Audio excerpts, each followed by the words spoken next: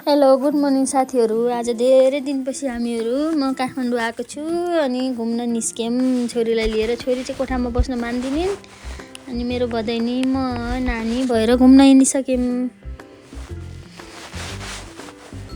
आज घाम ताप्न जाम भनेर छोरीलाई हिँडालेको। छोरी चाहिँ उचालेर मान्दैन, हिँड्छु हिँड्छु भन्छन्। अनि ल घुम्दै घुम्दै हामी यहाँ बुद्ध स्तूपमा पनि पुग्यौँ। मेरो छोरीलाई राम्रो राम्रो ठाउँ देखाउँछु भनेर म घुमाउँदैछु।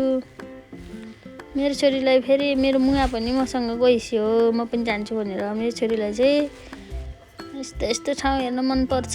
ती सानोदेखि ल आफै हिँड्छु, भर्याङ पनि आफै चढ्छु भन्छन् उनी। आफै अरूलाई हिँड्न मान्दैनन्।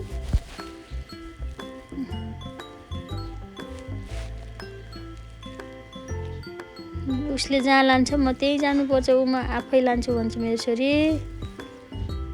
हामीहरू त्यहाँबाट निस्केर टियुमा छोरीलाई ग्राउन्डमा हिँड्छन् कि भनेर टियुतिर गयौँ। अहिले घुम्नको लागि ठिक्क मौसम छ काठमाडौँमा, चिसो पनि छैन अनि गर्मी पनि छैन। यहाँ बसेर हामी अब नानी घुम्न जाऊँ भनेको नानी सुतिहाल्यो। फेरि नानीलाई मैले काखमा राखेको छु। अहिले भाइ पनि आइहाल्यो हामीसँगै, म पनि जान्छु भनेर।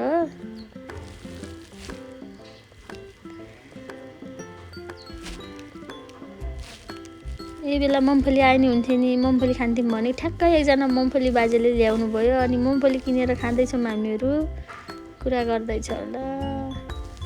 नानी पनि मुमफली खाएको देखेर नानी उठिहालिन्। मेरो छोरीलाई पनि खानै पर्छ हामीले खाएको कुरा। सानो खानु दिएँ मैले नानीलाई। हामी चाहिँ पानी तिर्खा लायो भाइले भने आजभोलि यहाँ मिसिन्छ पानी लिने, 5 रुपियाँको 1 बोतल आउँछ जमजम भनेर पानी खान गयौँ हामीहरू। पानी लिएर खाउँ भनेर गयौँ। शुद्ध पानी छ। 5 रुपियाँ यो मिसिनमा राख्यौँ भने 1 बोतल पानी आउँदो रहेछ।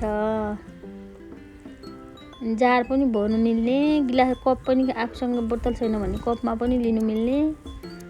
1 लिटर चिसो पानी खानु पायौँ।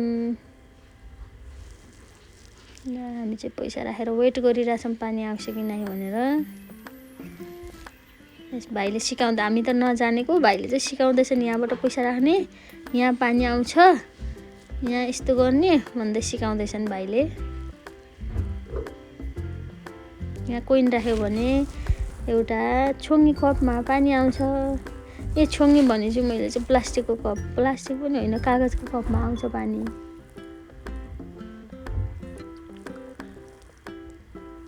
ल 1 बोतल 5 रुपियाँको 1 लिटर पानी आयो। ठ्याक्क बोतल भरेपछि पानी पनि आफै बन्द भयो। यो चाहिँ अहिले मलाई धेरै राम्रो लाग्यो। अनि हामी पानी भरेर त्यहाँबाट फर्किहाल्यौँ। ल चिसो चिसो हावा चल्न लाग्यो, नानीलाई चिसो हुन्छ भनेर हामीहरू फर्किहाल्यौँ कीर्तिपुरमै। हिँड्दै हिँड्दै दिदीसँग हिँड्नेछन् नानी चाहिँ। मेरो छोरी जे सिकायो त्यही गर्ने बेला भएको छ, ऊ बाई गर्दैछ। घरमा आइपुग्यौँ हामीहरू।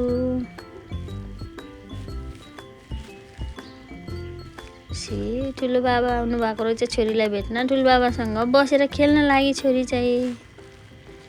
बाई साथी।